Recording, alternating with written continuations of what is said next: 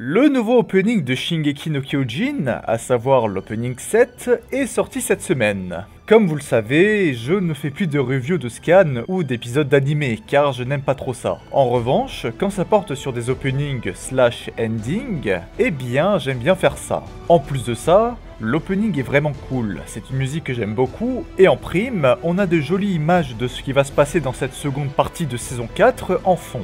Aujourd'hui, je vais donc décrypter toutes les petites choses cachées dans l'opening, que ce soit des choses vraiment évidentes ou bien des choses un peu plus cachées.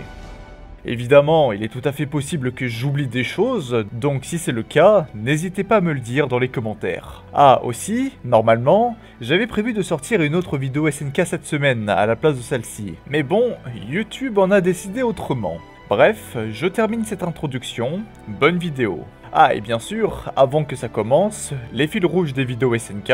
Merci aussi de Shincolor no Kyojin pour mettre les scans en coloré gratuitement, car c'est toujours cool d'avoir les scans d'un manga en couleur. Mais aussi, merci à toi, Wenmi, pour la miniature qui est toujours aussi magnifique. Pour les gens qui ne le savent pas, c'est lui qui fait mes miniatures JoJo ou SNK depuis pratiquement un an. Et je viens de réaliser que je ne sais pas comment on prononce ton pseudo. Oups. Bon, écoute, en tout cas, merci à toi. Et si j'ai fait une erreur dans ton pseudo, eh bien tu me le diras. Les liens des différents sites et Twitch sont dans la description, à côté du lien de mon Discord.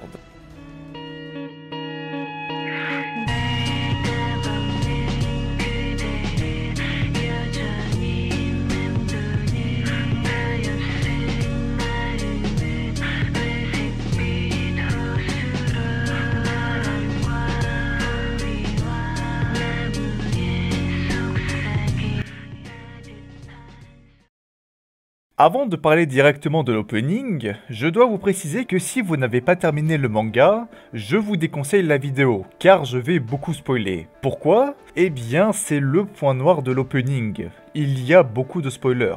Autant, il y en a quelques-uns qui sont cachés, ou bien qui ne sont pas compréhensibles par les gens qui ne regardent que l'animé. Autant, il y en a qui sont juste comme ça en mode « Hey, bon bah il va se passer ça dans la saison. Allez, à plus !» Et ça, c'est franchement dommage. À l'heure actuelle dans l'animé, on ne sait pas que Eren veut détruire le monde avec les titans colossaux. Cependant, on sait qu'il est possible de réveiller les titans des murs pour détruire le monde.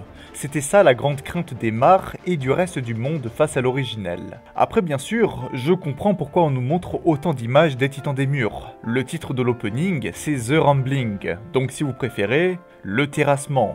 Et c'est ça le thème de cette saison. Je considère ça dans la catégorie des spoils obligatoires, car s'ils ne peuvent pas montrer une seule image du grand terrassement, eh bien ils ne peuvent rien montrer dans l'opening. Ou alors, il aurait fallu créer un autre opening qui ne parle pas du grand terrassement, chose qui serait dommage, je dois l'avouer. Par contre, il y a un ou deux spoilers qu'ils auraient franchement pu éviter, mais ça, on en parlera plus tard. Je vais donc commencer avec le début.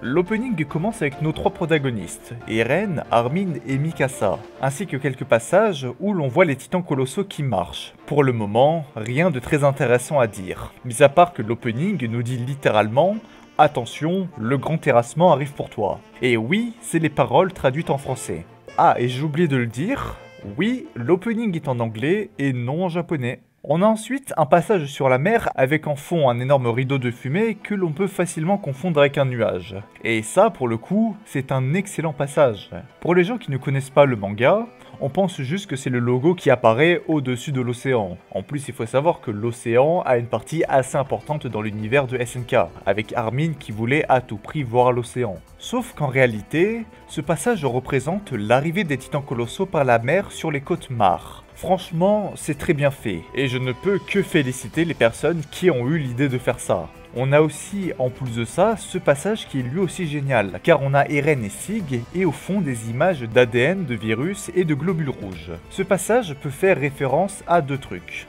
Le plus évident, le fait que Eren et Sig soient frères, d'où l'ADN, ou bien ça peut être une référence à la vie elle-même, et donc à la source du pouvoir des titans. On a littéralement la même image lorsque Sig parle de ça à Armin dans le chemin.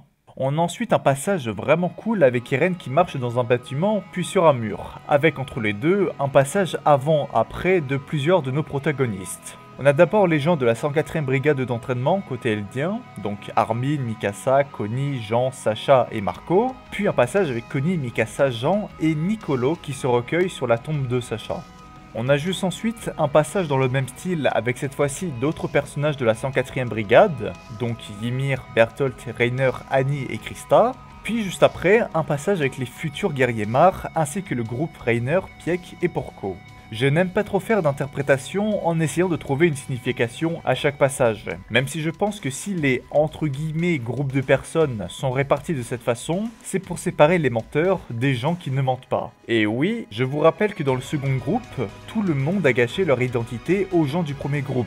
Que ce soit le fait qu'ils viennent en réalité de Mar pour Reiner, Bertolt, Annie et Ymir, ou bien sa véritable identité et donc son sang royal pour Historia. Aussi, on peut remarquer les oiseaux qui volent à côté de Eren.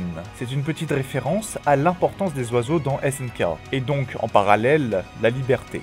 En plus de ça, on peut voir que les oiseaux blancs sont les mêmes qui apparaissent à la fin du manga, tandis que les noirs sont ceux qui apparaissent une fois de plus au-dessus des murs au scan 120.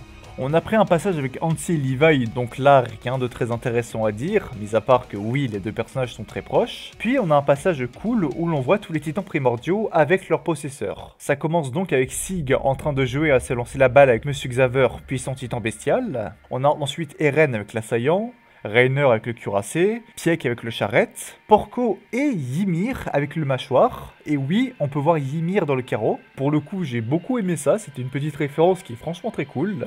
A l'inverse, on a Annie avec le féminin, et là par contre je ne comprends pas pourquoi ils ont décidé de montrer Annie en dehors de son cristal. Je pense que c'est un spoil gratuit et que le fait de voir Annie dans le cristal n'aurait absolument rien changé. Donc pour moi ça c'est une erreur. Après on a Bertolt et Armin pour le colossal. Et enfin la sœur de Will Tabor pour le marteau d'armes. On peut aussi voir le titan d'Eren en fond et je pense que c'est tout simplement une façon de dire que maintenant le pouvoir du marteau d'armes appartient à Eren. Je trouve ce passage vraiment cool car déjà les transitions sont vraiment bien, mais en plus il nous tease un petit peu les combats sur l'île du paradis. Mais par contre, encore une fois, pourquoi avoir montré que Annie est hors de son cristal?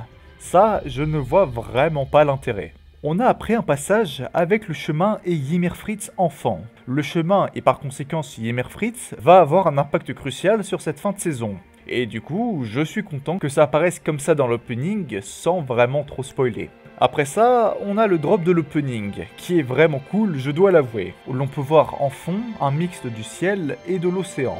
Comme dit précédemment, l'océan c'est pour représenter les cuirassés Mar qui essayent d'arrêter l'avancée des titans des murs. Et le ciel, c'est pour représenter la liberté de Eren. On a donc les Mar qui essayent de combattre la liberté de Eren, d'où la superposition des deux plans. On a même carrément un passage avec Eren en enfant qui représente 7 planches du manga, où on a littéralement Eren qui dit qu'il est libre. On peut aussi voir, en plus de ça, le couteau que Eren a utilisé pour défendre Mikasa lorsqu'il était plus jeune. On a après ça un passage où l'on voit les Mar qui regardent d'un air effrayé les titans des murs qui leur arrivent dessus. Je dois avouer que j'aime beaucoup ce passage car en soi, à aucun moment dans l'opening, on voit clairement que les titans des murs vont écraser le monde. Je veux dire, au début on a les titans qui marchent, puis après on a le cuirassé Mar qui tire sur quelque chose, et là on a les civils Mar qui ont peur de quelque chose et qui essaient de fuir, sauf qu'on ne voit pas qu'est-ce qu'ils essaient de fuir à chaque fois. Bon, bien sûr, si tu as un cerveau, tu fais le rapprochement avec les titans des murs. Il ne faut pas être un génie pour le comprendre. En tout cas, voilà, j'ai beaucoup aimé ce passage, du coup, il fallait que je le dise. On commence à arriver à la fin de l'opening avec d'abord un passage du bataillon d'exploration sur un des murs, avec en plus de ça, un zoom sur Mikasa et sa fameuse écharpe. Même si j'aime moins le personnage de Mikasa comparé au début du manga, il ne faut pas oublier qu'elle est très importante pour la fin du manga. C'est pratiquement elle qui aura le rôle le plus important. On a après un passage où cette fois-ci on retrouve Eren, Mikasa et Armin enfant courant jusqu'à un arbre, qui est très probablement l'arbre du début du manga, avec ensuite la transition de Eren enfant, puis ado, et enfin adulte. Vous l'aurez sûrement remarqué, mais on a souvent des transitions de Eren en enfant puis adulte, ou inversement dans l'opening. C'est sûrement une référence au pouvoir de l'originel, comme quoi le présent, le passé et le futur se passent en même temps. On arrive à la fin de l'opening avec Eren qui crie « mais surtout ça ». Et ça, je ne suis pas fan. Déjà, c'est un gros spoiler, et ça, je ne sais pas pourquoi ils l'ont mis. Mais surtout, mais je suis désolé, mais c'est moche. Non, franchement, l'opening, je le trouve très beau. Même les passages avec les titans colossaux ou les autres titans, je trouve que tu as de très beaux passages, comme celui avec le mâchoire, et d'autres où c'est moins bien, comme celui avec le cuirassé de Reiner.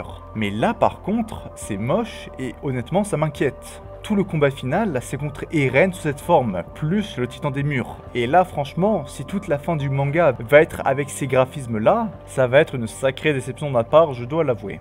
Enfin, l'opening se termine sur un titan colossal qui écrase quelque chose, donc là encore vous l'aurez compris, c'est les mares, avec une très bonne transition empreinte de titan qui écrase quelque chose, d'où la flaque de sang, avec l'empreinte d'un humain qui écrase un papillon. Vous l'aurez compris, c'est une petite transition pour dire que, attention, les titans vont écraser le monde comme l'homme écrase la nature.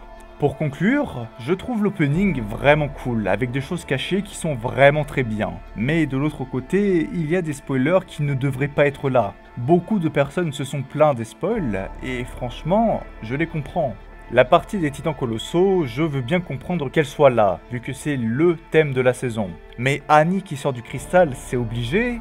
Et surtout, Eren en forme originelle, est-ce que ça aussi c'est vraiment obligatoire? Pour le coup, j'attends votre avis dans les commentaires. En tout cas, hâte de voir comment ça va être en animé. En tout cas, j'espère que la vidéo vous aura plu, même si c'était franchement une petite vidéo détente. Si jamais vous avez remarqué d'autres choses ou bien carrément interprété certaines choses différemment de moi, eh bien n'hésitez pas à me le dire dans les commentaires. Par exemple, la partie avec les nuages et la mer, au début je pensais qu'il s'agissait d'une référence à Falco, car lui aussi avait vu le ciel dans un de ses rêves, ce qui lui a permis d'avoir un titan mâchoire volant. Mais au final, j'ai changé d'avis.